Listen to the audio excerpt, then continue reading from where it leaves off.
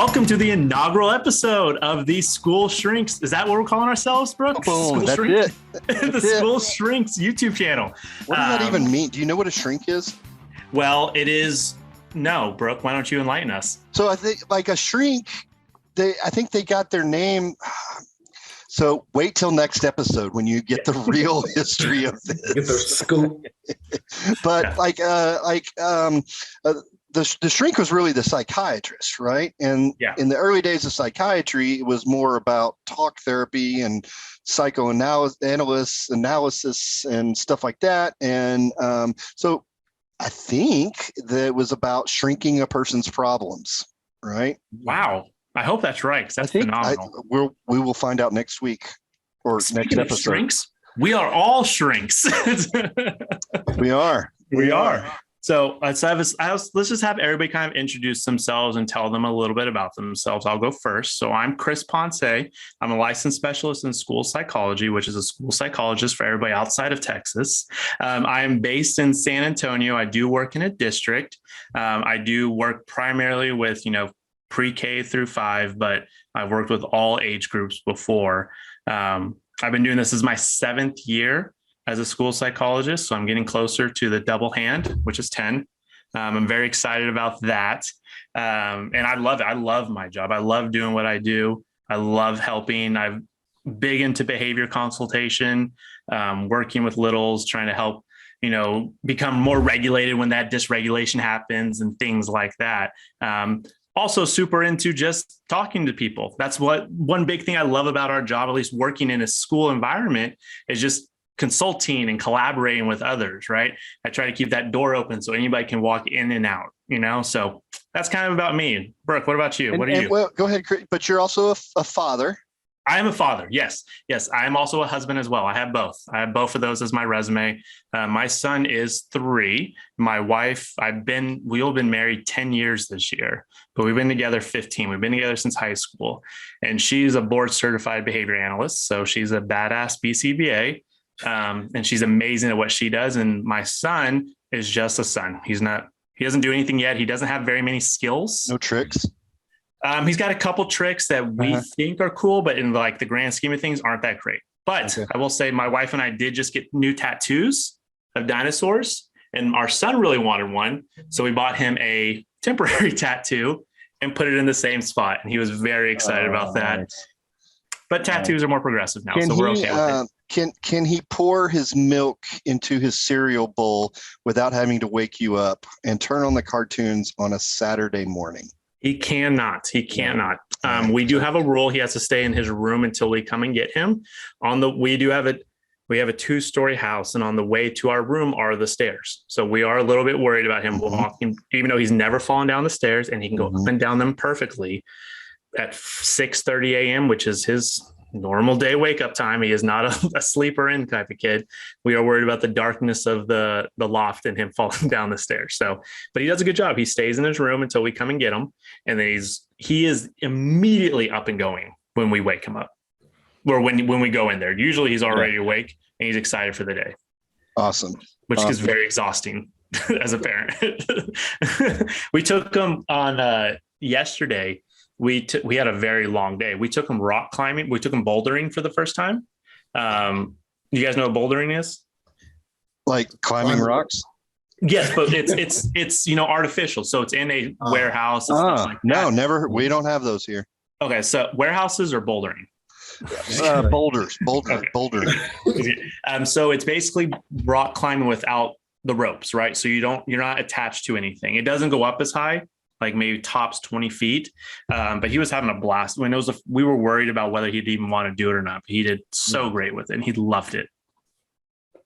Nice. Great. Nice. So my name is Brook Roberts. I'm also a school psychologist, and have been working in the field for at least in education in some form or fashion for over 20 years now, and love what I do. Also a father, and that's going to be a very interesting, I think, perspective for for us during through this show and this channel, in the sense that we're all at very different life stages with regard to our and so our daughter is 20 and no longer lives with us, but still good relationship, right? Good relationship.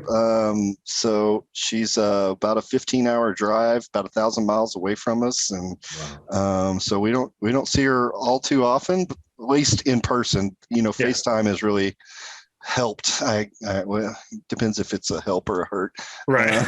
Well, let me ask her then if it's a helper.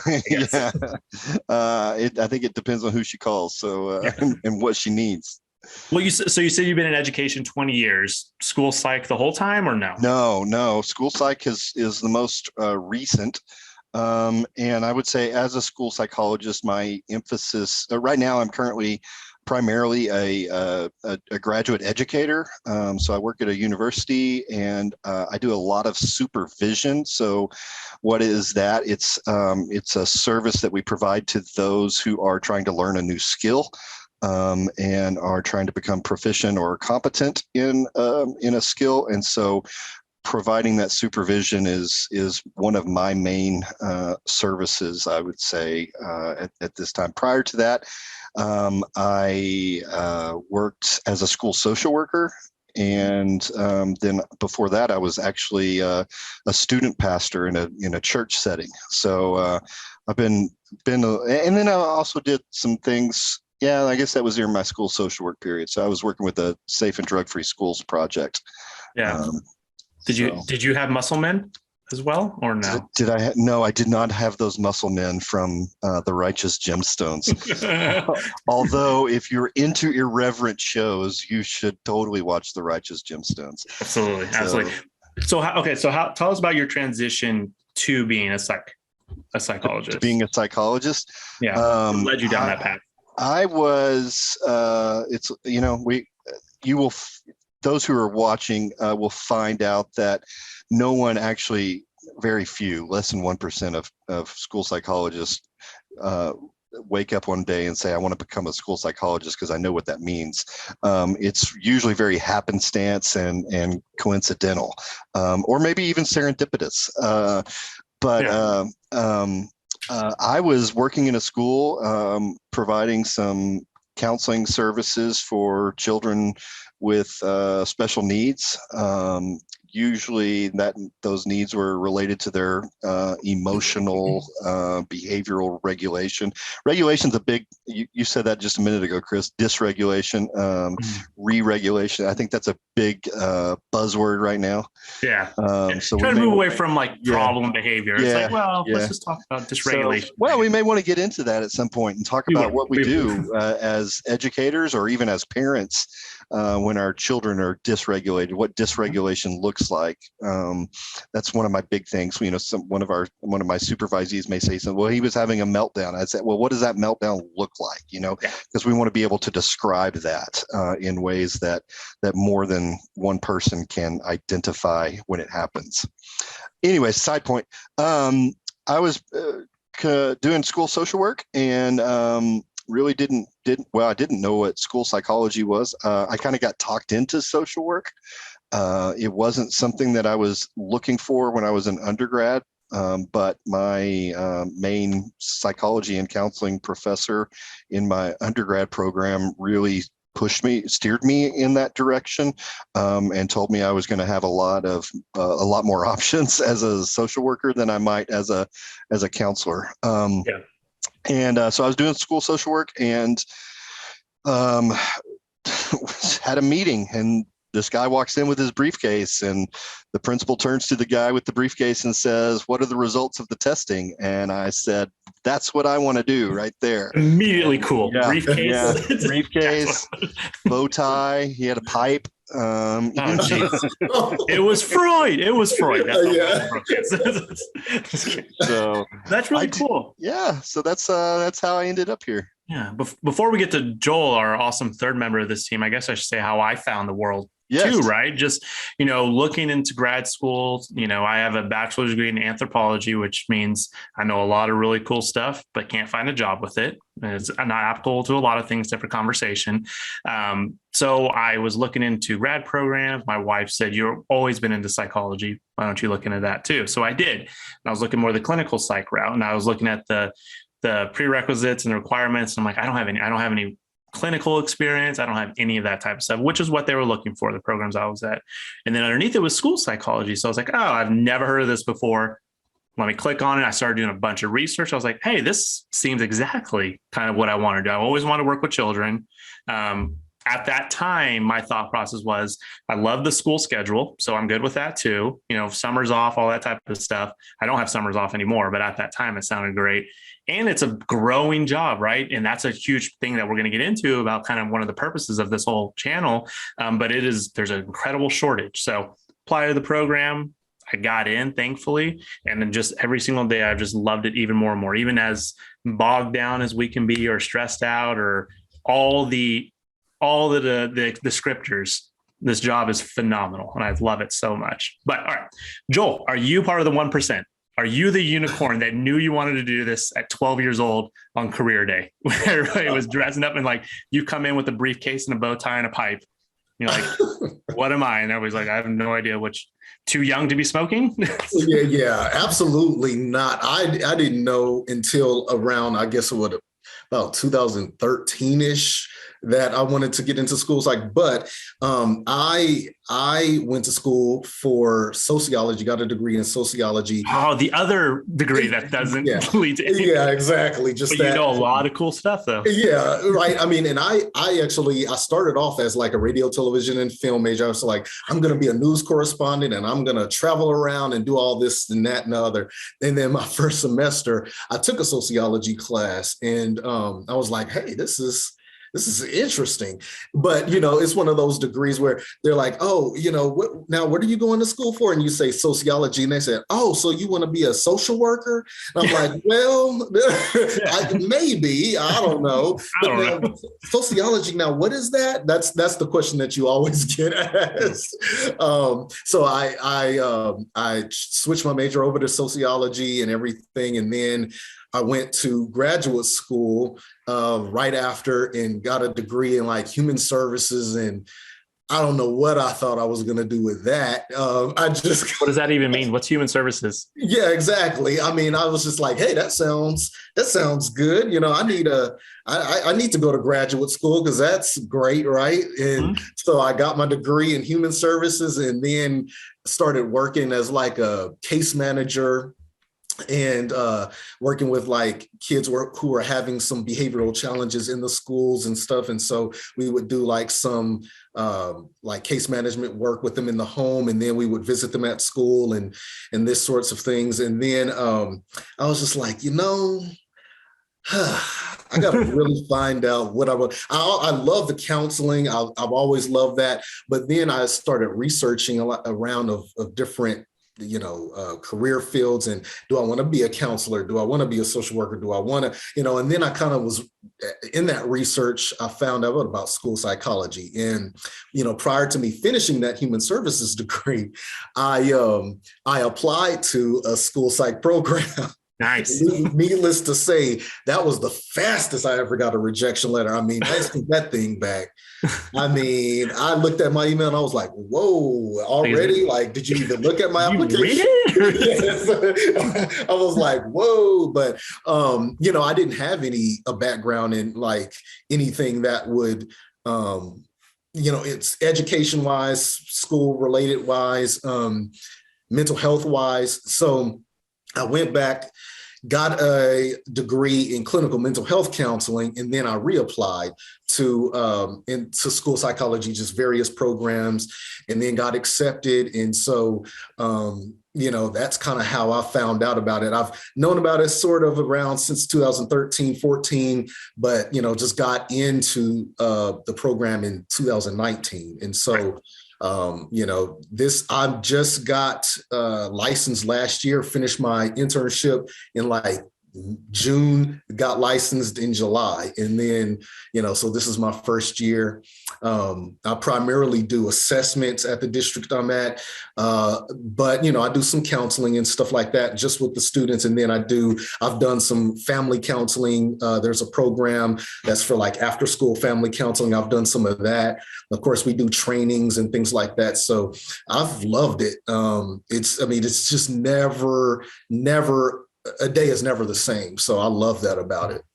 Well, and I think just listening to all three of us, not only lives are in different places, our careers are in different places too, right? Sure. So we have early career, middle career, and late career, for lack of a better term, right? Because so we're also seeing different pre-retirement, right? Close to, but not quite retirement. Yeah. Point of your career. And actually for the longest time, what, I thought Brook was a lawyer because, I was working. Oh, that's right. Yeah, I was working going through undergrad. I was working in a records department, and I would see Brook and his wife come down, and they would do things with the father. So I was like, all that time I thought Brook was a lawyer. And then I just play one on TV. Yeah, exactly. I was surprised when I saw Brook at like the school psych orientation thing. I'll say, are you doing another degree, sir? Yeah. Stop. Let us go.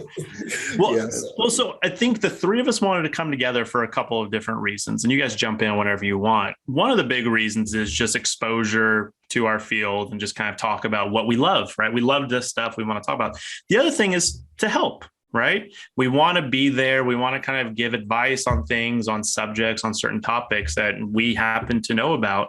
And I think that also kind of gives way to that first point again, is as school psychologists, we have a lot of information. I'm not speaking for the three of us, but we do. But everybody, all the school psychs, we know things, right? Generally, we're relied on typically to do assessment, but we've been trained an extensive amount and a broad amount of subjects. I mean, correct, Brook? Correct me if I'm wrong. I think one of the things that just came out to me as you and Joel were talking is that we seem to have this layer of also family and maybe parent guidance and involvement and cooperation that kind of runs through our veins as well. And so as we're dreaming about what we hope for this channel, I really hope that we can be encouraging and uplifting. And I mean, some days we may be the three stooges and someday the three school psychs. But I think, things are tough right now for parents. Things are tough for teachers. Yeah. And so I hope this channel can be a resource, not just to, provide evidence-based practices or suggestions for doing things, but really just to be uplifting and to know, hey, there's people who want to lock arms with you and run this road. Absolutely.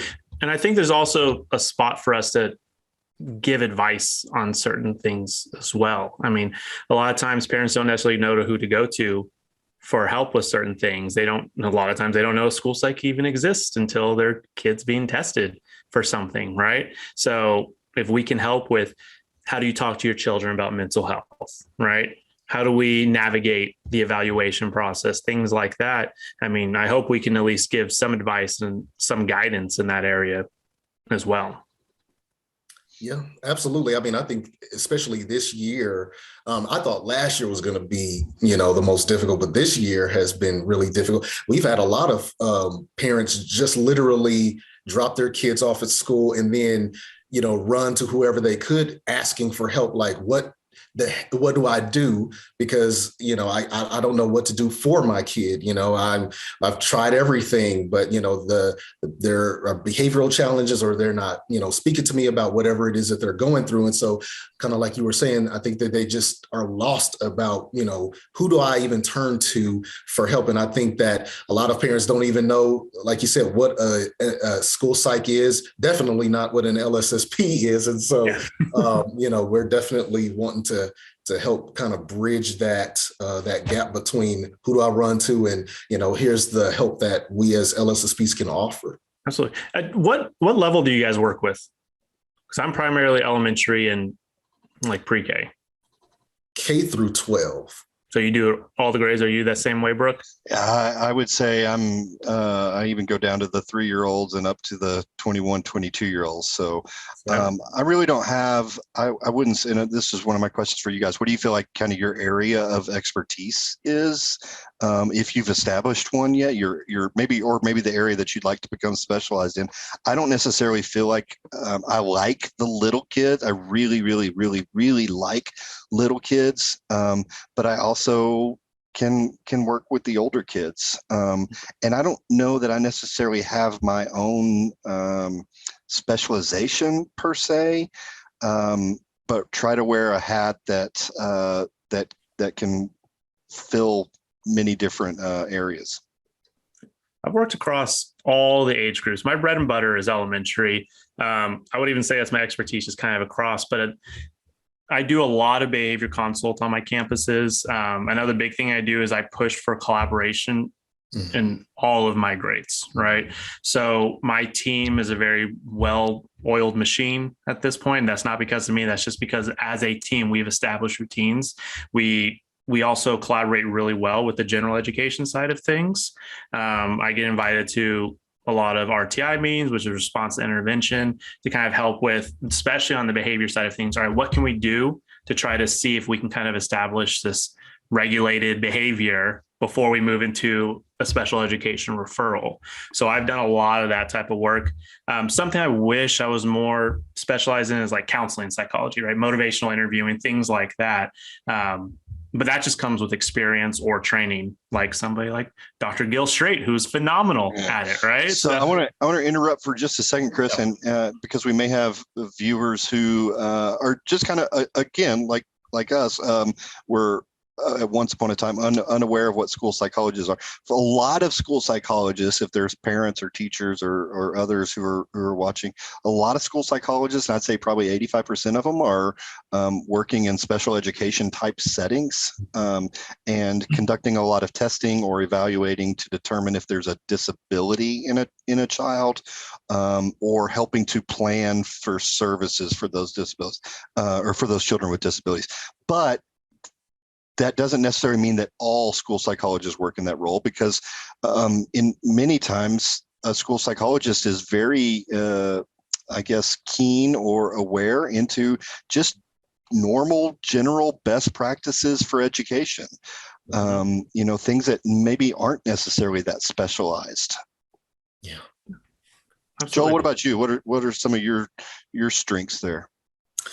Well, primarily what we're doing at the district I'm at are assessments for autism and an emotional disturbance. When I was going through practicum, I did more sort of emotional disturbance type stuff, but I wanted more, work with autism and things like that and assessing for that.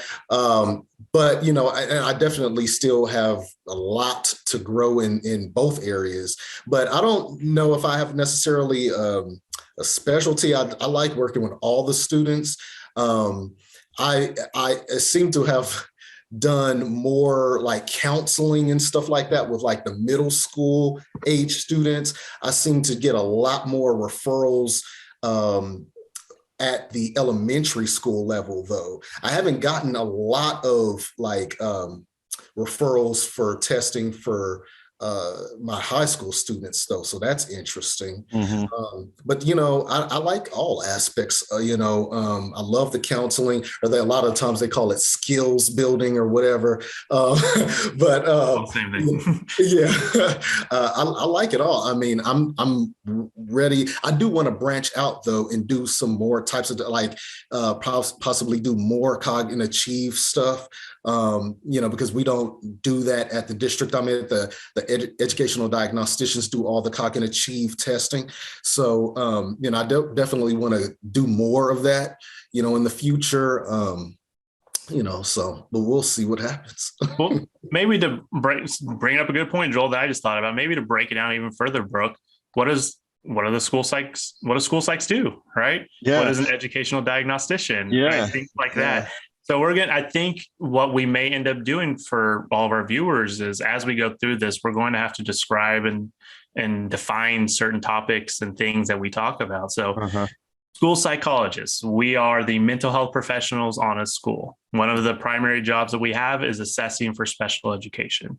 Educational diagnosticians are other evaluators. They primarily assess, like Joel was saying, cognitive and achievement assessment, which is your G's, right? Your long-term, short-term memory skills, auditory, visual processing, fluid reasoning, which is your problem-solving skills, crystallized knowledge, which is, just the foundational knowledge. What do you know, right? Processing speed, how quick you work, right? And then achievement stuff, which is reading, writing, and math. And we break those down even further. Basic reading skills, which is phonetics, word reading ability, reading comprehension. Are we understanding what we're reading? Reading fluency, speed, fluidity, consistency of reading, written expression, math problem solving, which is more of the application of math and word problems, and then math calculation, right? And with math calculation, we're looking merely just basically the operation, right? The numerical operations part of it. We also assess listening comprehension and oral expression as well as other areas of achievement.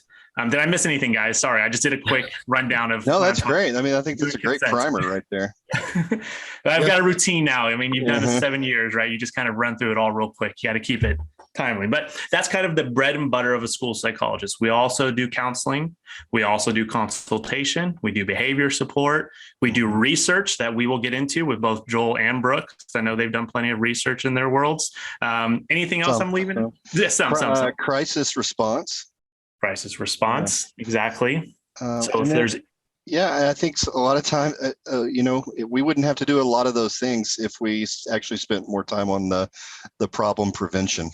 Exactly. And so designing prevention activities that can help to reduce some of those problems is also a role of school psychologists.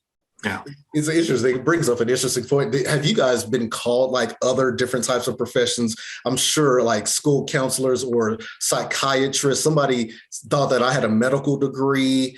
It's I think, going into, we don't have to you don't have to have a PhD. Most, I think, are specialist level trained.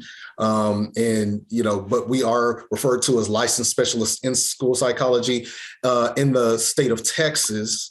And so, as opposed to everywhere else, I think there's one other state where they're like specialists in school psychology or something like that. One other state. Arkansas, maybe. And maybe Louisiana. So. And to do a shameless plug, which I have no problem doing, if you want to hear about the history of school psychology in Texas, listen to the TASP Talks podcast, which Brook and I also host. And we went through a whole Legends of Texas and School Psychology series where we explain why do we call it LSSPs and not school psychologists. So sorry, that was a side note. My bad, guys. I think this is good. I think maybe one of the other purposes of our channel as we get going is to explain the educational processes for those who are inside, but also those who are outside of education. Absolutely. And also, I think we need to make sure our viewers kind of know the different avenues that they can take as well, right? Like there's a lot of different people that are there for your children in school.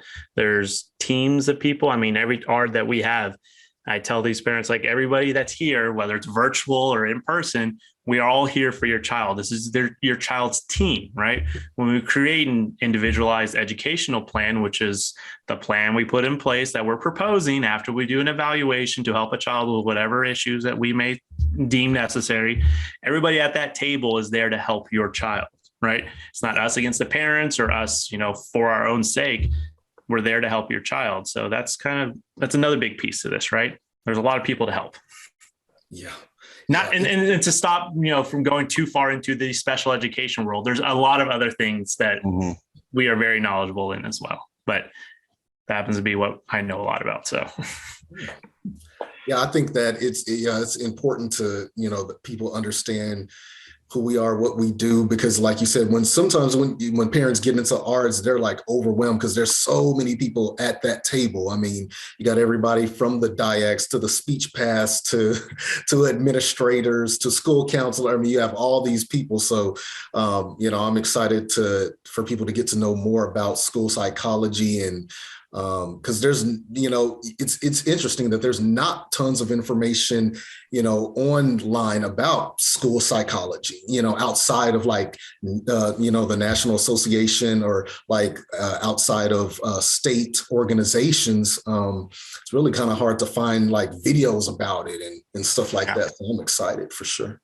Let me toss you guys a question. And this is, just spitball it because I didn't prepare you or anything for this. But what do you think is what is the key for a kid to have success?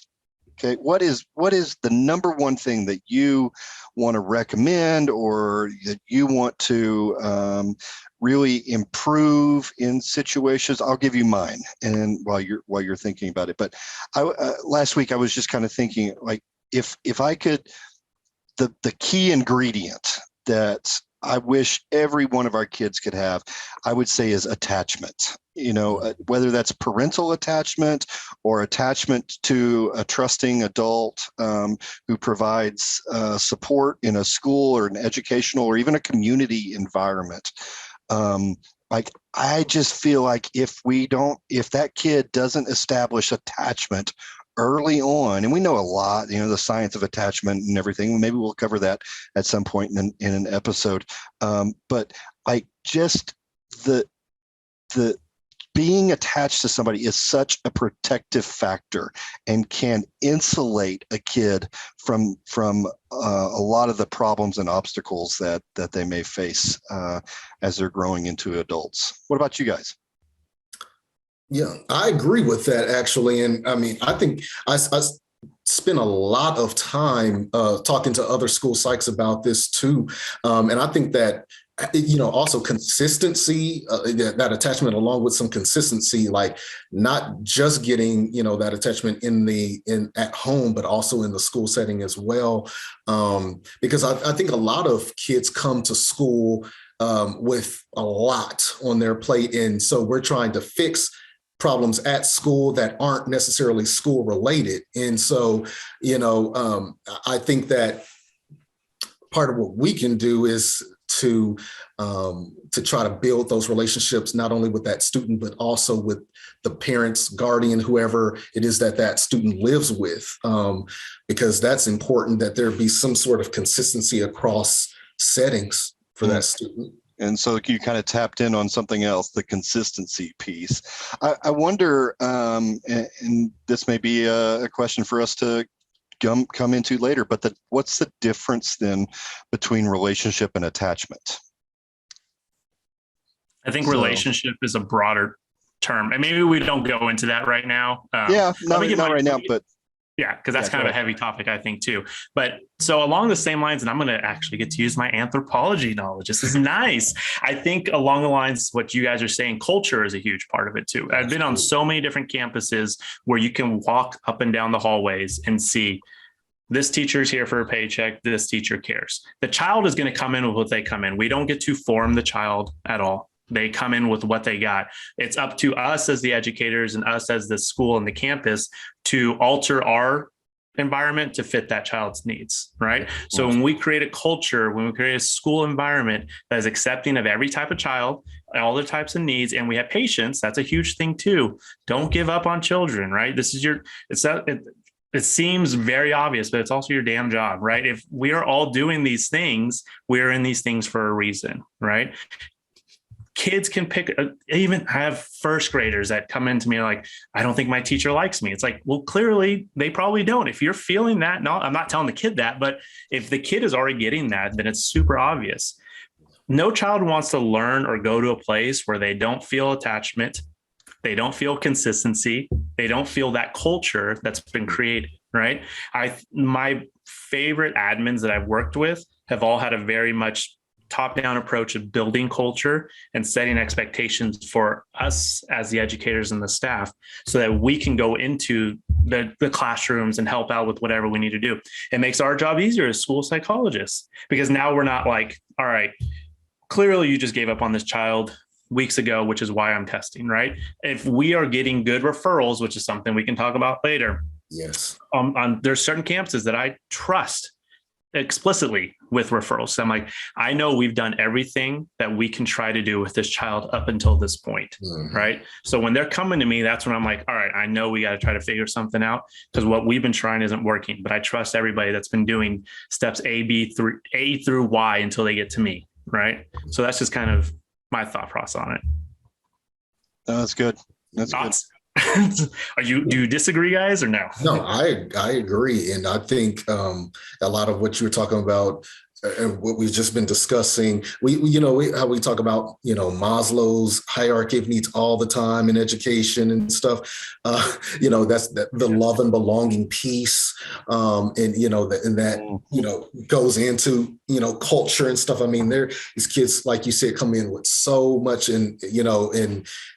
we can't fix everything, but we can build the best relationship that possible with that kid and build the rapport and stuff. We're not going to be Superman for all these kids. Some sort of like, I think we are kind of bolstered up to do like be Superman, fix all their problems. We can't do that, but we can do our due diligence, which is the best that we can for that student. And only once we establish that culture can we gain trust from parents. I believe. Absolutely. I think that's an issue too. A lot of times is for whatever reasons they may have, there's a lot of times parents don't trust us or what we're trying to do, or maybe they think we have ulterior motives. Yep. But if we establish that culture early on, they have that trust. There's always going to be, difficult cases and things we have to deal with in our profession, but at least we can help with like, I know this is a good school. I trust Joel. I trust Chris. I trust Brooke. I trust the team. Let's get this going. Let's help out this child. Right. And whatever we may be doing. Absolutely. But that's so if you have questions for the school shrinks, you can email them or you could put them in the comments box below. Be sure to subscribe to our channel here. There's going to be lots of content coming out and you're not going to want to miss it. Yeah. And we're going to start up all the stuff. We'll have social media. We'll have all those types of things. So plenty of different ways to contact us. I do have a question for you. It's a random question. And I think this is a great way to kind of end off our episode, especially after we had such what I think is a very good topic to talk about. Let's talk about something stupid. All right. Okay. Let's go to the school psych stooge of us. All right. Okay. All right. So pet peeves, we all have them. What is a thing that you just stand strong on that nobody else seems to agree with you on, or even in your mind sounds really dumb? For instance, I am vehemently against glazed donuts. I think they are ridiculous. Okay. If you are a donut fan, why would you want to get it? There's no like, oh, it's healthier because you're eating a donut already, right? You've already committed to the task. So why are you going to go to a glazed donut? I get annoyed whenever there's donuts in the lounge and there's like 20 glazed. I'm like, nobody wants this shit. Don't be bringing glazed donuts in here. You can bring one or two, but what? Okay, Joel, donut. If you just have, you don't have to go crazy. Just what type of donut do you like to get? If you say glazed. I will not choose a glazed donut unless that's the only thing available. But, I do like another type of donut that everybody also turns their nose up to. Old-fashioned cake donut? It's the maple donut. I don't know. I love maple. Oh, Joel. I'm here for maple. Okay, wait. What about the jelly filled or the Bavarian cream filled? I love those too. I don't, see, but like the maple donut though, like I feel like that's just a simple, nice little topping on a donut, but some people just don't. They're like, are you serious? And I'm like, that is just delicious. But see, that's okay. The simple donuts should be like or like maple frosted, chocolate frosted, strawberry frosted, just frosted. Those should be your basic donuts. Like, what are we doing here, guys? Like, what are we doing here? Brooke, what's your donut? What is your go-to donut? I am a sprinkle kid. So put some sprinkles on the chocolate iced or the strawberry or cherry iced or even the white that has no flavor iced. But yes, give me sprinkles all day long. I see those glazed donuts when they're brought to the school. But I'm like, who brought this trash right here? Now, do you not like the taste, or is it just that why would principle you? Of the matter? Yeah. If you're gonna make a donut, decorate it. Go right. Just don't like. Okay, all right. Like, I don't know. It's guys. It's a whole thing. Like, That is my weird stance. I can really talk about for an hour, but I don't think anybody wants to hear about my weird anti-glazed donut. Well, here's mine. Mine is sort of similar, but it's crunched up chips. I do not like crunched up. Like, you know how some people like they'll crunch them up and then like put it on a sandwich. Like, why would? Oh, I do. I put Ruffles on sandwiches. I love that. I love that little crinkle. Now, do you put the whole Ruffle on there, or just do you crunch them up to oblivion and then throw them on there? Like, that's ridiculous. I'm not eating cereal on my. Like I can't. And I do it one at a time because I don't want them to get soggy as I go through the. So I will do I will lift and then place a Ruffle and then close it and take that bite, and then lift and then put a Ruffle and then take a bite. See, that'll work. But I and like, because anytime I go to a store and then I see like the bag of chips that's like, you can see the crinkles and stuff on the bottom. Bag, like, I'm like, nah. Yeah. Like, I'll literally feel different bags and be like, okay, this has enough in there. They're like Joel's back again, squeezing. I'm probably the one crunching them up, but I don't like the. Damn, this guy just breaks our chips all day. What's his problem? So this segment may have to be a standing segment because we could talk about our I think these are rules. Like, I have these rules. So I was gonna talk about punctuation and spelling errors on TV, like on the news channel. Like, don't you have an editor? They should definitely check that. Yes. And so I go crazy. Sometimes I'll even write a letter to them or an email or tweet them out and say, look, why didn't you catch this mistake? But no, another rule that I have though is on road trips. I will not eat at a restaurant out of town that I have in the town that I live in. That's a good one. And I stand on that rule. Yeah. So if the wife and the daughter's like, we're going to go over here, like, I'm sitting in the car, have fun. No, they actually have to go with my rule. Yeah. That's fair. That's fair. Yeah, I'm sure there's rules you have to follow too. They have bought into the Brook way. Good. So no Filet-O-Fishes from you, huh? Right. No. No Arby's beef roast beef. That's right. Sandwiches. Nope. That's great. That's right. Well, I want to thank everybody for joining us for our inaugural episode of The School Shrinks. For Chris, that's me. For Joel, who's right there, and for Brooks, we are The School Shrinks. We are going to come with you with a breadth of knowledge. We will be here for you guys. Throw us your questions in the comments. Throw them in the email, which, Brooke, did you say our email? Yeah, I mean, it's something at schoolshrinks.com, but yeah, we'll figure it out. The domain's not live. It's to be continued. Listen to it, and then it'll be on the future episode, right? Yeah, right. But we will be here for you guys, and at the very least, we will entertain you with ridiculous notions and rules. And next week, we'll do conspiracy theories. So for everybody, peace out.